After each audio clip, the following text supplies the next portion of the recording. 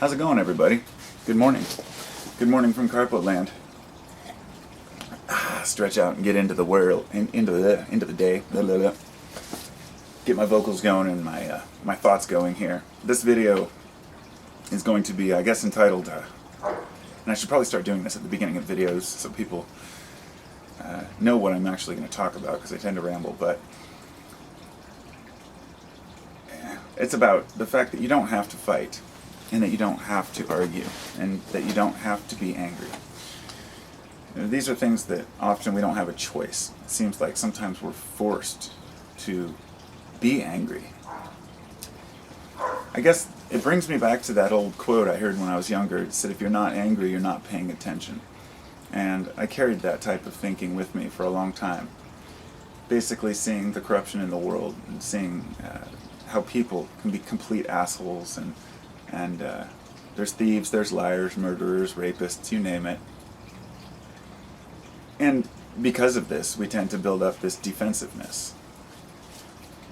This ties a little bit into altruism, in a video I made the other day about helping other people, I guess, in the sense that we tend to think that our lives are the only ones that really matter, that we're the only ones that are having a hard time, that we see this image of society as, well, there's these poor people over here, but then there's the rest of the citizens who are happy in their lives. Why can't I be happy?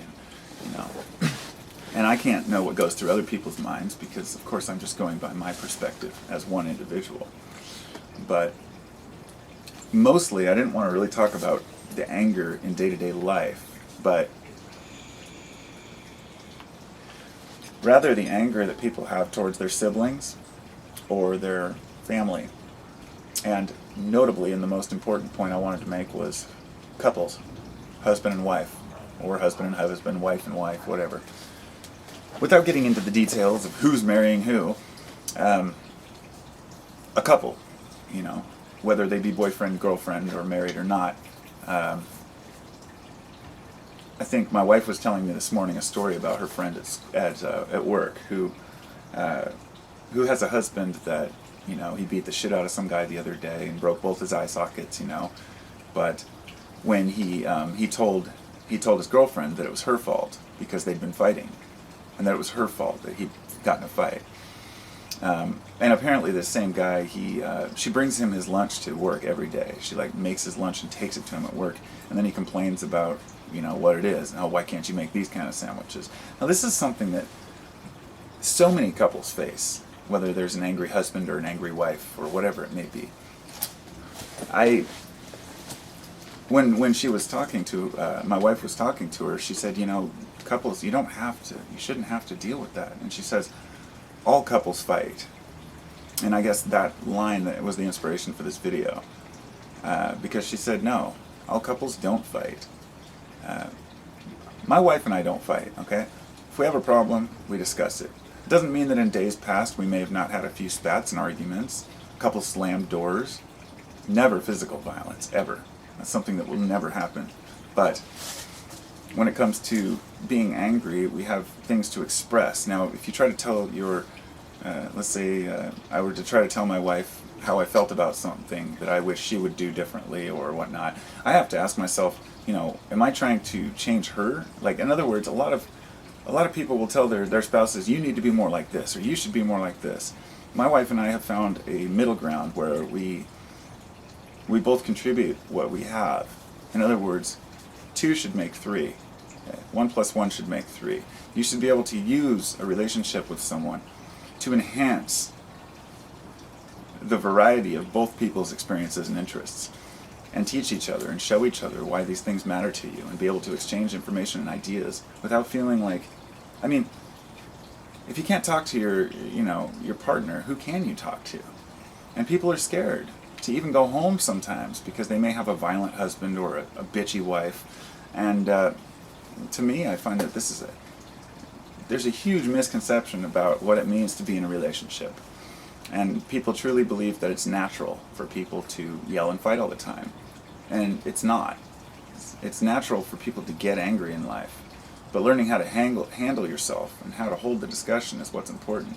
And a lot of people don't seem to have the means to express themselves, so they get mad.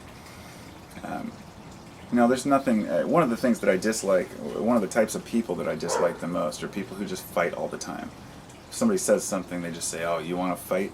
And their whole idea is to beat the shit out of somebody else in order to prove their point. When you're 16, 18, even 25, and you're pulling that kind of shit, that's one thing. But if you're an adult, if you're not just an adult, but an experienced human who's lived several decades in the reality and watched what violence brings and hatred brings, and you're still thinking that promoting violence is a valid way to resolve issues, then you just haven't learned anything. And I also realized that some people are in situations where they have no choice, that they have to be violent. So let me give you an example. In America, it's easy for people to say, peace, no war, America should stop doing this, America should stop doing that, when the reality is a lot of the things that a country does are, at least in the minds of the people who take action, for the betterment of the nation, which they hope will be for the betterment of all people. But in the long run, it doesn't work out that way. Let me see if I can explain this. Try to think it.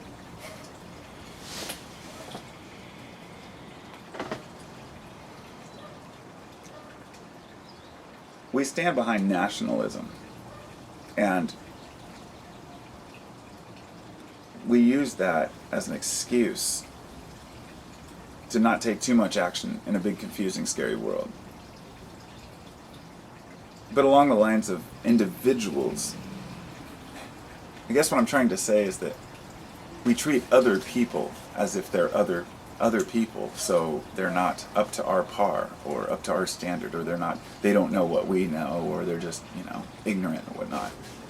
When everybody has their own little piece of the pie, and everybody has something to contribute, at least most people. Sure, there are some douchebags out there who have nothing, that just look to cause trouble. So I guess what I'm saying, so to kind of summarize this, is that you don't have to fight with people, and you don't have to fight with your loved ones. If you're getting in a lot of fights, there's a problem with one or both of you, in a couple situation, let's say. And for example, my wife came from a relationship that was abusive when I met her, and that was 18 years ago. And the first couple of years, we had some rough patches where she would get defensive and angry because she would expect me to to respond in a certain way, but I never responded that way. I'd say we need to sit down and talk and calmly discuss these things. And I try to be the same way with everyone.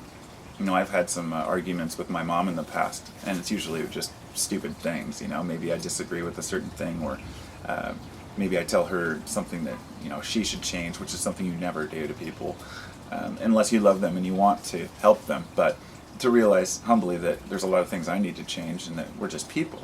And the idea is to realize you get into an argument, you learn how to handle yourself in those arguments. You learn when to step away and when to back off. And some people want to push buttons. They want to irritate other people. And I hate to say it, but the internet has really brought this, right to the front. You can see it happening all over the place. You can see people who go from, video to video, maybe making comments to try to get people's attention, but in a negative way, because any attention's good for somebody who feels they need attention.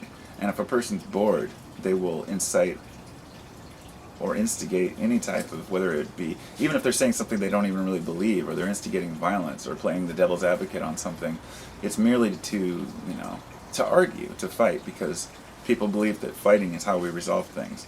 And you just see some of the wisest men in history have been nonviolent. I'd be curious to know, as far as the people that we look up to in history, the people who we believe have made this world great, if we really were to sit down and make a list of all those people, how many of these great leaders do you think would have been violent, compared to how many who would have declared peacefulness among the people and among themselves? In other words, you don't hear about a lot of violent, hateful. They become infamous, not famous. Like some of these leaders that are well known for, like Roman leaders who are known for leading people into battle and They're famous for the reason of what they did, but people don't look up to them and say, oh, that was great. Yeah, they conquered the hell out of those guys. But there is still a sect of society that thinks that way, that really tries to attach, value to violence. There is no value in violence.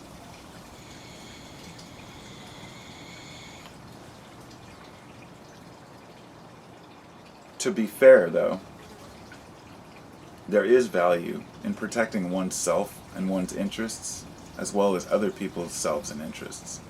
And sometimes this requires violence. But here's the thing. If violence comes from you first, that's when it becomes a problem. When violence comes from someone else first and you have to defend yourself, that's acceptable. You don't have to be passive and get stepped on or tread on. In other words, if I'm in a conversation with somebody and I'm talking and I disagree with what they say, I'm not going to say, you're a fucking idiot, you're a douchebag, you don't know shit, screw you, you should die, or things that people have said to me like, oh, I hope you get cancer and die a horrible death. I've heard that from probably, at least 5 people, separate people at different times, because it's the most vile thing a person can think of. Or even wishing death upon your family or something like that, it's ludicrous, but it's the things that piss people off that make them want to be violent. Somebody says something to somebody and talks shit about their loved ones, so they beat them up. That's not the proper response. The proper response is to walk away from it. And now if the other person continues to get in your face and they physically won't leave you alone, then respond. This comes up a lot online, like on YouTube. A lot of these guys in their basements who are out there trolling to get attention, and then they end up getting 10 people making videos about them saying, this guy's just wrong, and everybody just spends all their time talking about how other people are wrong, rather than taking, my opinion, the approach of mute, block, move on. Because the loudest voices that carry are the ones of reason. But if we entertain those voices of negativity, then, like I said, any attention is good. Good attention or bad attention is still attention. And we can't just ignore the issue. There's people out there that are truly violent, angry, hateful people, and they need to be confronted. But, stooping to other people's level is not a good thing. And believing, something as simple as in a relationship that all couples fight. That's akin to thinking that the only future we have in this world is nihilistic. Which I gave a discussion with somebody on Facebook about that earlier. People have been promoting nihilism as, as something good, and they try to wrap up in the semantics of it and say, well, no, it's good to see things a little bit, as they are, and ultimately throw out everything you've learned and just say what really makes you happy. And it's not going to be knocking other people or dismissing other people or seeing life as ugly. It's like when you pick up a flower, you have a choice. You can say this flower's beautiful or this flower's going to die. And it amazes me how many people just think it's going to die. It's a very common attitude. And with negativity comes all the ails and issues that we have in our society right now. Do I think that me sitting here talking about it's going to change any of that? Hell no. Do I think that in the future people are all just going to wake up and stop being violent or hateful? Of course not. Through history, it's always repeated. All cycles repeat. The best we can do is try to hang on to that golden truth through our little part of it, and try to rub people the right way in the interactions that we actually have with people. When somebody says something negative, or they act like they want to fight or cause trouble, we can dismiss them and walk away and just say you're an idiot, or we can choose to engage in the fight. But there's also a third alternative, the one where we plant the seed. And that's planting the seed by saying, you don't have to be like this. You can be happy and still be a nice person. And the person may just cuss and scathe at you, but they're walking away and that seed's planted. And you can't remove it. It's always going to be there. There'll always be the interaction. If a person puts out a negative emotion and gets back a positive one, it makes them think. But if they get back a negative emotion, it just continues the perpetual cycle of dismissal and hatred. That's my opinion. Or some of it. I mean, what do I know? I'm just a guy in my backyard, Sunday, enjoying life for what it is. But don't have any illusions. Everybody's life is hard.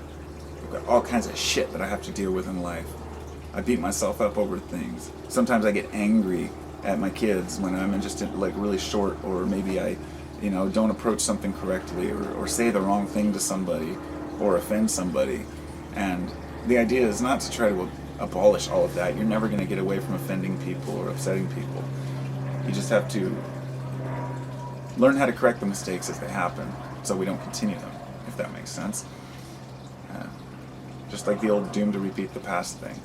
We really can grow as individuals, but damn, it's easy to get stuck sometimes. You just get stuck in that rut, and the tire's just spinning, and you're like, I gotta get out of here, and you just need to put a few pebbles down to just get up over that ledge and on your way. But don't let yourself get pulled back down the hill by giving up. Talk to you